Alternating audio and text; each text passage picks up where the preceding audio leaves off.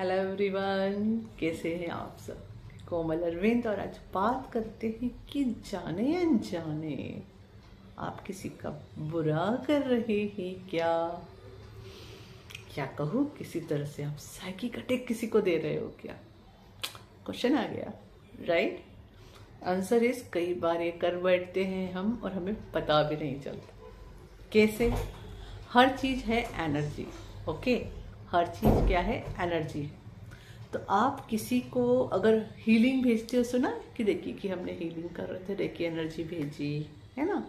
हमने किसी के लिए पॉजिटिव अफर्मेशंस की एनर्जी भेजी है ना, अफर्मेशंस किए, या किसी को पर एंजल थेरेपी की। क्या कर रहे हैं हम? एक पॉजिटिव थॉट्स, पॉजिटिव एनर्जी उनकी तरफ डायरेक्ट कर रहे हैं। भगवान से प्रेयर करते हो, है ना, भगवान से, अल्लाह से, जीसस से प्रेयर करते हो, राइट। खुद के लिए, अपनों के लिए, है ना, अच्छी अच्छी प्रेयर्स करते हो, राइट।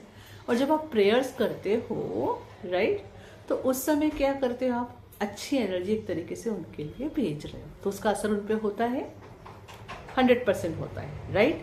उसका असर उन पर होता है। उसी तरह से अगर आप किसी भी इंसान के बारे में घड़ी घड़ी नेगेटिव सोचोगे, बुरा सोचोगे, तो अगर आप किसी के बारे में घड़ी घड़ी नेगेटिव थॉट्स ला रहे हैं ना, तो इसका असर भी उन पे होगा। अब आप नेगेटिव थॉट्स ला रहे हैं तो असर अच्छा होगा या बुरा होगा? बुरा असर होगा। इसीलिए कभी कभी जैसे हम बोलते हैं नज़र निकालो। क्यों निकालने के लिए बोलते हैं?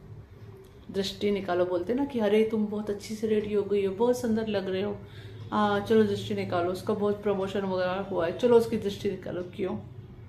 क्योंकि कई बार कई लोग फिर ज्वेलसी में आकर या किसी तरह के कॉम्प्लेक्स में आकर बुरी इंटेंशंस भेजते हैं, बुरी एनर्जीज भेजते हैं, कभी कभी अनजाने में, कभी कभी जानकर।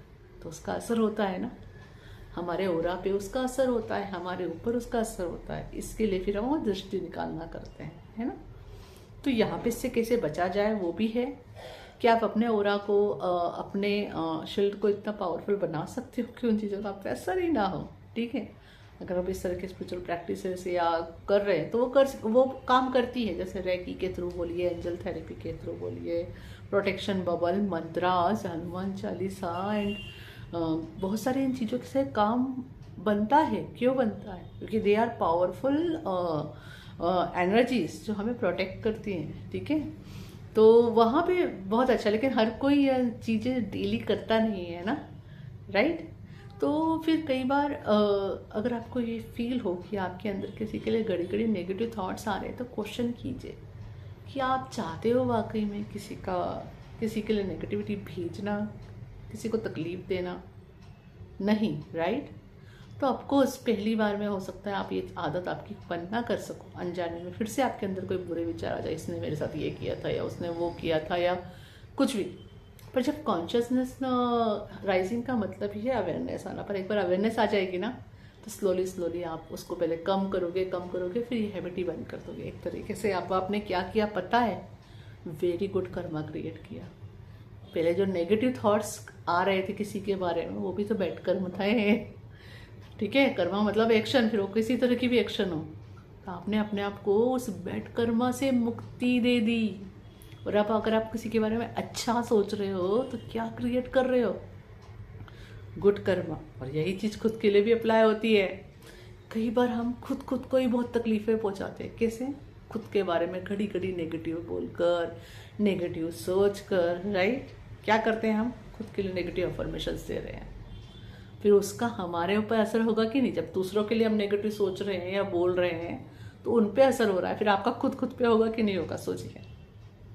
होता है। इसीलिए कहते हैं नेगेटिव मत सोचो या खुद के लिए नेगेटिव मत बोलो, ओके। जस्ट नेगेटिव सोचने और बोलने से हम कॉन्शियसली और अनकॉन्शियसली क्या करते हैं? बुरा कर बैठते हैं, कभी कभी दूसरों का और कभी कभी खुद का।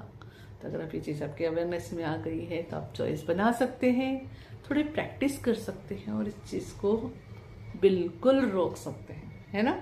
और एक बार यहाँ पे आप राइज हो गए ना, तो समझिए यहाँ पे आपकी कॉन्शियसनेस ऑटोमेटिकली राइज हो गई। क्योंकि हमारे कॉन्शियसनेस में जो चीज़ हम एक बार हील कर देते हैं, एक बार राइज हो जाती है, वो ऑटोमेटिकली रहती है। फिर उसी के साथ आपका जो भी नेक्स्ट बर्थ होगा वो होगा। और अगर मोक्ष मिल रहा है तो उसके पहले मोक्ष मिल जाएगा, that is very good thing, right. लेकिन वो तो खैर हमें पता नहीं, तो कम से कम जितना कोटा क्लियर कर सकते हो उतना क्लियर कर दो, नेक्स्ट बर्थ उतना ही ज़्यादा अच्छा और सुकून भरा रहेगा, राइट। और ऑफकोर्स ये बर्थ भी आप देखोगे जैसे जैसे आप खुद की हीलिंग करते हो आपकी लाइफ बहुत सुकून भरी होती है और प्यार भरी भी बन जाती है। I hope this information will help you. Thank you. Hari Om Tatsat. For watching my videos, if you're liking them, please like and subscribe, and you can mention in comments, and you can check description box for all my services.